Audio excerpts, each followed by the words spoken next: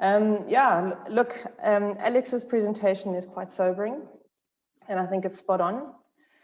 I think that the conversation that we haven't been having as individual citizens as well as on a governmental level is the real super spreading dangers.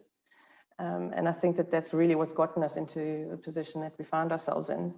And I think if we were to find a way to only do that effectively until the vaccine campaigns kick in, then I think we would be in a much better space. But yeah, I don't want to lean too far out of the epidemiological window, even though I'm an armchair epidemiologist. I don't want to necessarily belabor everybody on this platform with my thoughts on the matter. I think from a private safaris perspective, so just for context, we have an office in Cape Town and another one in Windhoek. We saw, end of last year, we saw some really encouraging first signs of this pent-up demand that everybody speaks about. We have a very large customer in France, and the second that Macron announced that non-essential travel was permitted again for French citizens, we in the space of a weekend got 10 bookings for Christmas still for South Africa, which was very encouraging and got us all very excited. And we thought it was a sign of the first green shoots of recovery. And in Namibia, obviously, things have been stable for a little while longer. So there we've started to see some real sort of blood flow coming through in the last couple of weeks already as well. And then, of course, this new strain narrative started popping up in the media. The half of Europe banned us from traveling there and didn't want their citizens to come here, and instituted all sorts of draconian measures for those that did decide to travel. Airlines started pulling routes, and I think everybody here on this call probably went through exactly the same thing, which is that the machinery that we had just started up again in South Africa just really kind of ground back to a halt. And that's really where we're sitting at the moment. We are still getting a little bit of inquiry flow coming through for the second half of the year, mostly Q4 actually. And we are with our fingernails still holding on to the forward book that we managed to postpone from last year into this year. As I said, Namibia, it's a smaller office for us, but Namibia is really starting to make some movements for us and some strides for us. There are some really desperate Europeans and Americans that just want to get out of their cold northern hemisphere winter and be somewhere with wide open spaces. And of course, Namibia has that in heaps and piles. So that's looking really encouraging for us. But as an overall perspective, it's looking pretty dire. We're getting a little bit bashed by everything.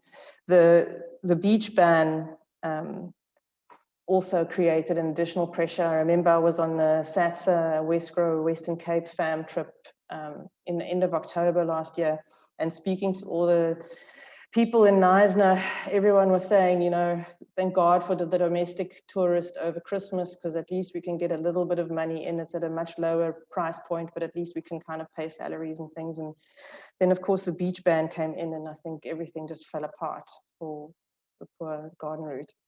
And so, you know, and I think it was particularly decimating for the garden route, because I think KZN had a couple of days where the beaches were closed and you had a sort of a 6 p.m. closure on the beaches, but people were still willing to kind of accept that as a little bit of an inconvenience. But, you know, Eastern Cape and garden route beaches were just closed and still are closed. So that's obviously something that's had a massive impact, I know, on our product and our suppliers along the garden route, which has been really, really sad. Added to which, obviously, the noises around Lions, and I see it's been in the chat as well, the Lions is looking a little shaky at the moment for this year. And that was the other thing that the guys in Knysna were saying was, you know, thank God we have a low season, we have a high season and low season next year. So let's hope that that still comes off, but it's looking a little dire. And then, of course, what are we looking at for the rest of the year, and what is the outlook for 2022? So I had to dust off my crystal ball in November last year and do a budget for private safaris. It's clearly cracked because I got it very wrong. At least the first quarter looks desperately much worse than we had anticipated. I do still think, though, that there are some truisms inside that budget which I think are going to remain in place. I think that the second half of the year is going to be the half of the year that is going to get us some degree of blood flow. I won't say recovery, because I don't think it is that. I think that, you know, I think 2022 is probably what we'll hang our hats on in terms of profitability. This year we'll try and stumble through as best we can. But on the other hand, I have to say that the responsiveness from the markets for Christmas, when Christmas travel was briefly allowed, does give me some hope for Easter. So I am still, call me the eternal optimist, but I am still hopeful that if the planets align and our cases do come down, and I'm with Alex on that, I think the decline actually has been sharper this time than last time. So that is very encouraging for us. And I think 15 February is probably still spot on in terms of the date that the government has set. I would anticipate. If we can just keep it tidy over Easter, then I think we'll get some last minute inquiries and some last minute conversions for Easter. Also considering that our source markets are doing relatively well with their vaccine campaigns. I mean, in essence, all you really need is one, either you or me have to be vaccinated. We don't both have to be vaccinated in order for there to be a safe interaction. So we're hopeful that Easter will still be some degree of volume for private safaris. And then second half of the year, let's cross our fingers. I mean, Namibia has a high season sort of July, August, in that sort of period. So hopefully that'll still come through for us nicely. And, you know, South Africa has always had its bigger months in sort of October, November. So fingers crossed that we can get a little bit of recovery in there. And like I said, the hard work for private safaris at the moment is really holding on to that forward book because we already postponed it once. I really don't want to postpone it again.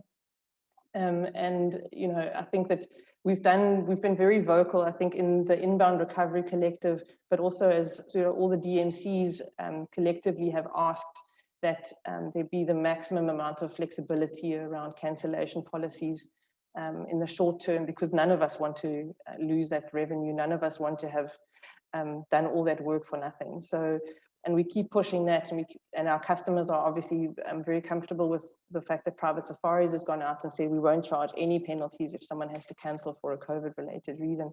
So that's kind of driving the narrative on our side as well. But, you know, in contrast to most of our source markets who have also had a tourism industry that's ground to a halt, most of them have got governments that in some way, shape or form have been able to provide relief funding. And South Africa obviously does not have that. And so I'm very encouraged to see that Chifiwa is still continuing beating the drum around tours, that be reinstated, at least for the tourism industry, until such time as we're able to come back. I don't know how optimistic I am about that ask, but I think it is important that we keep insisting that there needs to be some kind of relief, whether it's rates and taxes for the hoteliers, or whether it's you know, some kind of employee benefit, or whether it is just, you know, Discovery Health that jumps in and pays for medical aid for a while, or I don't know, you know, banks that commit to another payment holiday period, I don't know, but there needs to be some kind of work that gets done around relief of the employees' cash constraints as well as the business cash constraints, which are also starting to become very, very evident. The other thing that I wanted to say is that as I mentioned earlier, lead times are all over the show at the moment, and I would like to say that I think there's still some opportunity if we're quick and if we are agile and if we are responsive to what's happening out in the marketplace, then I think we can still claw some of this year back as soon as the conditions are in place.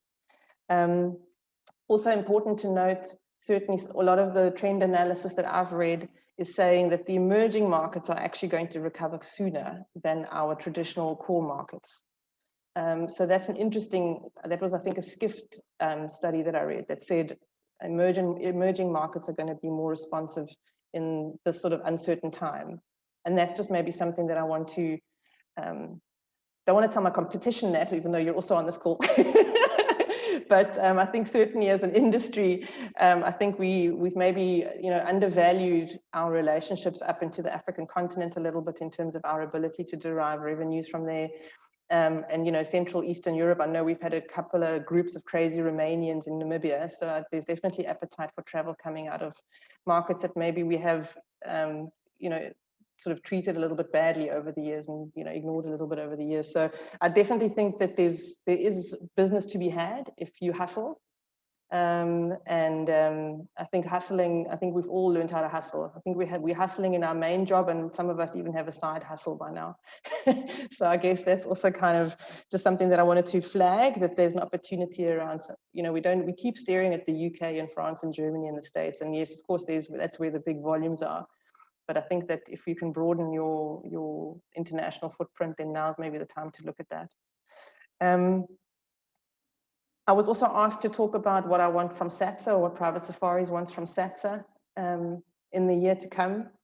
And I've had a little bit of thinking about that. So the first thing is, and hopefully this is the start of that, I know that last year, this platform and the SATSA communication platforms around webinars and Tourism Tuesdays and those sorts of things were really valuable opportunities for us to check in with each other and kind of build a communication channel amongst ourselves. And I think obviously because of Christmas and because of public holidays, there's been a bit of radio silence. But I do know, certainly from my own personal experience, that having these sessions and having you all on here and sharing our stories with each other really builds that tourism family like nothing else, particularly in times of crisis. And I certainly in the last year felt very held by my fellow tourism industry colleagues because of the fact that we were all going through this together. So that would be my ask of SATSA, that they continue the good work that they did last year and continue to bring us together like this as frequently as we can all manage. Because I think when we all sit in our own rooms and we all just, you know, stew in our own juices, then we get very depressed and we get very sad. And I think once you get to talk to other people that are walking the same road you are, it really helps. It really, really does help. And it gives you some hope that other people are there and that everyone's standing together. I think a key thing that I was also speaking to Sue and Natalia about this morning, I think a key thing is also around access to information. So there's a high degree of search for South Africa, for Safari, for the Western Cape that's going on. And then there's a massive drop off in, obviously at the moment, in terms of conversion. And I think one of the big reasons why is because there is such lack of clear and direct information around what the regulations actually look like. What is this strain that everyone's talking about? Is there a vaccine? What about ivermectin? What is going on? Do I need to have a PCR test? Where can I have a PCR test? What happens if I test positive while I'm on holiday? All of these sorts of questions. I think there's a massive opportunity for us to create an information portal or continue to build on the FAQs that SATSA has built on their website, but continue trying to reduce that barrier to conversion by putting information out into the space for us, but also for our international customers. So, you know, I'm certainly a sample of one when the team at SATSA sends out that information snippet about the latest regulations, or this is happening or that's happening, I'm guilty of not forwarding that on to my customers. And I know David and Hanneli are working on an international membership model, which I think will be useful in having our customers get access to the information in real time too. But I also think that we can maybe broaden that. I think that there might be an opportunity for us to really to have an information strategy that we can kind of roll out to make sure that everybody has the information at their fingertips as and when they need it, just to dispel any fears that might exist out there. And then lastly, and it kind of builds on my first point around SATSA. I think SATSA obviously is a massive community of people that are all going through the same thing and that all feeling the same pain points around costs, around payroll, around, you know, I'm sitting in a situation where we've got office space in Cape Town that when I took it, we were, you know, fully occupying, and now it's only half full. And that's with social distancing. So, but I can't get out of my rental contract. So we've been lucky. We've got a step-sister company, Bright Insurance, that's moved in with us. That's part of the same Fairfax group. But maybe there's others, you know, maybe my rental contract has expired, so I'm looking for space and you've got extra space. So I think there's an opportunity for us to create some sort of a platform. And I know At the SATSA Western Cape Committee, we've been talking about that. Gavin Reynolds is quite passionate about this concept of this sharing community of, you know, maybe I've got someone that I've had to retrench that's in IT and you're looking for someone in IT, or maybe, you know, the office space idea, or maybe if all the guest houses in Knysna club together and do a bulk purchase of milk, then maybe they're going to pay less than if they all go off and buy their own milk. Or I don't know, I just think that there's an Ubuntu opportunity that maybe in the short term can help us get through until life returns to some degree of normality. And I think that SATSA, because it is so representative of the sector, might be a potential place where we could create a, I don't know, marketplace or a, you know, a platform where we could trade off ideas with each other or help each other out.